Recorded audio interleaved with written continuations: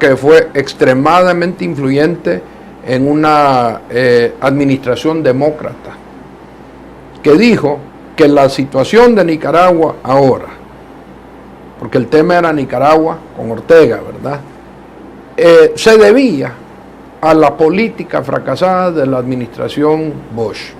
Categóricamente, como te lo estoy diciendo, yo quisiera reservarme el nombre de la persona que hizo ese comentario, pero eso fue uno de los comentarios, preguntas que se hicieron en el diálogo interamericano.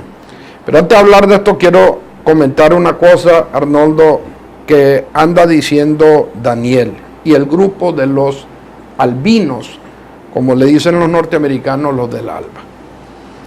Daniel da a entender de que Nicaragua no va a reconocer a los resultados de estas elecciones y deja abierta tal vez algunas sanciones económicas que nosotros le podríamos imponer, nosotros como país, a Honduras.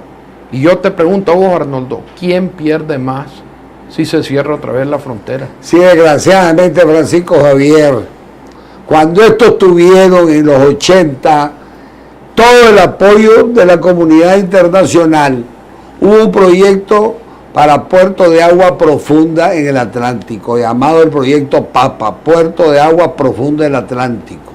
No lo hicieron. Llevaron miles de piedras y de una especie de dados para allá en el Bluff sellar y hacer el puerto de agua profunda. No tenemos puertos en el Atlántico en que podamos decir va la importación. Tenemos que usar Puerto Cortés. Sí. Desde ahí te digo, ¿quién es el que más sufriría? Si nosotros tratamos de imponerle algún tipo de aislamiento a Honduras, los que vamos a sufrir más son los nicaragüenses. No, como decís vos, nuestro puerto principal no es Corinto, es Puerto Cortés.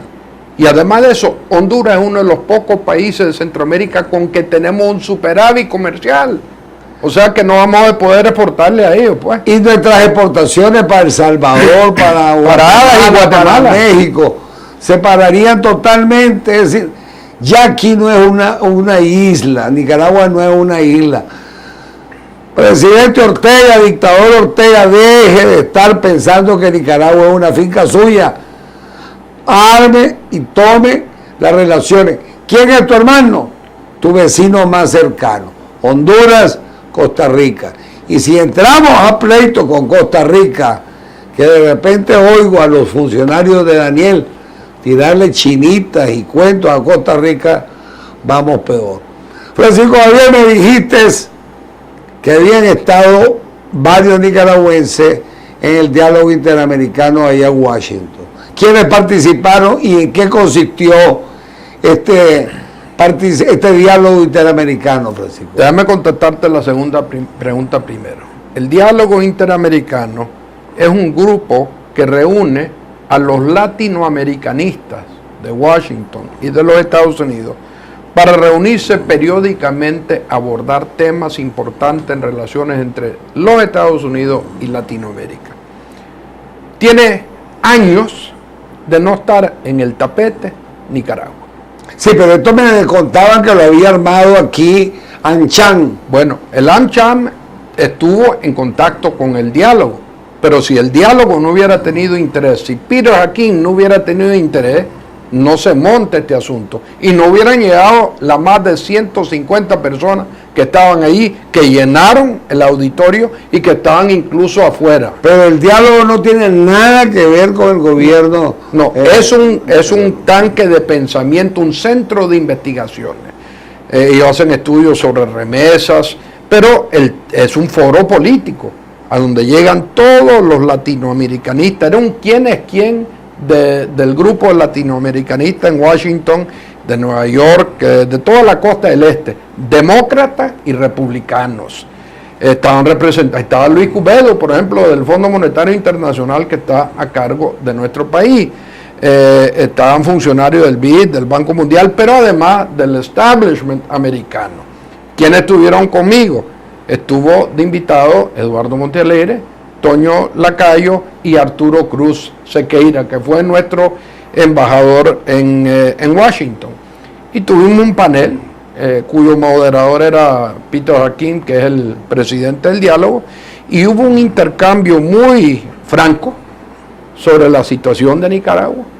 Y a Honduras se daba como un tema superado. Ese diálogo fue antes de las elecciones. Fíjate bien, ya ellos se están adelantando a lo que ellos perciben como un nuevo problema, que es la situación de Nicaragua con un Daniel Ortega que está queriendo imponer una dictadura acá y desmontar nuestra democracia representativa. Y no tocaron ahí, Francisco Javier, por casualidad, la miopía que tuvo la administración anterior con aquel italoamericano que estuvieron aquí, representante del gobierno de los Estados Unidos, que llevó a que estuviera Daniel Ortega en el poder nuevamente. Bueno, uno de los que participó en ese foro, no como miembro del panel, pero un largo periodo de pregunta y respuesta, esta cuestión duró 2 horas y media, señaló que teníamos a Daniel Ortega de presidente por la miopía de la administración anterior. Y lo dijo en frente de Otto Reich, que como vos sabés fue su secretario de Estado de los Estados Unidos para Latinoamérica, aunque nunca fue confirmado, ¿verdad? Estuvo ahí 2 años. Y Otto lo tenía yo enfrente cuando esa pregunta la tira, o ese comentario le tira un demócrata prominente de Washington.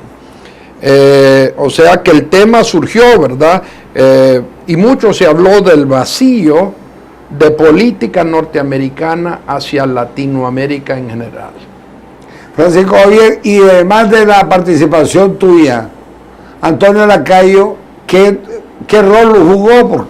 Bueno, yo creo que Toño estaba allí como cosa del pasado, de que había sido el presidente, digamos, de hecho, bajo el gobierno de la presidenta Chamorro. Yo creo que él fue invitado como una persona que está metido en un movimiento que se llama Unidad. Porque el mensaje de los 4 que te acabo de mencionar a vos era que los demócratas de Nicaragua nos teníamos que unir sin exclusiones para hacerle frente a este intento de Daniel de imponer otra vez una dictadura, solo que esta vez una dictadura que para mí no es ideológica, Arnoldo. La mejor prueba de eso es que hay una cantidad de personas del sandinismo que están en el MRS y que se han unido a nosotros en la marcha, por ejemplo. Y que eso sí son personas que tienen convicciones ideológicas marxistas, mientras que Daniel está buscando un caudillismo al estilo de los Somoza, digamos. Y eso es uno de los temas que se abordó de una manera muy abierta y muy franca en ese diálogo.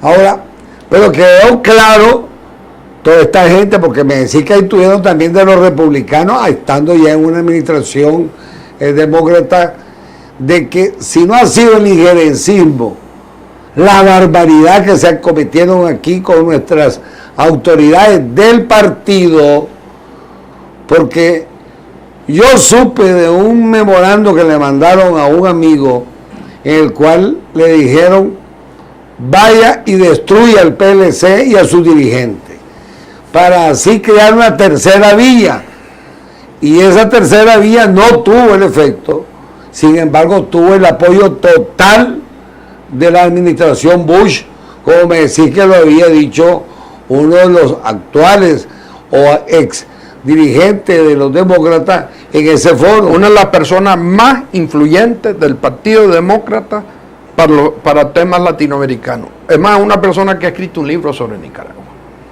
Entonces, yo lo que te quiero decir es que él daba por un hecho de que Nicaragua en el 2006 representaba un fracaso de la política hacia Latinoamérica de George W. Bush.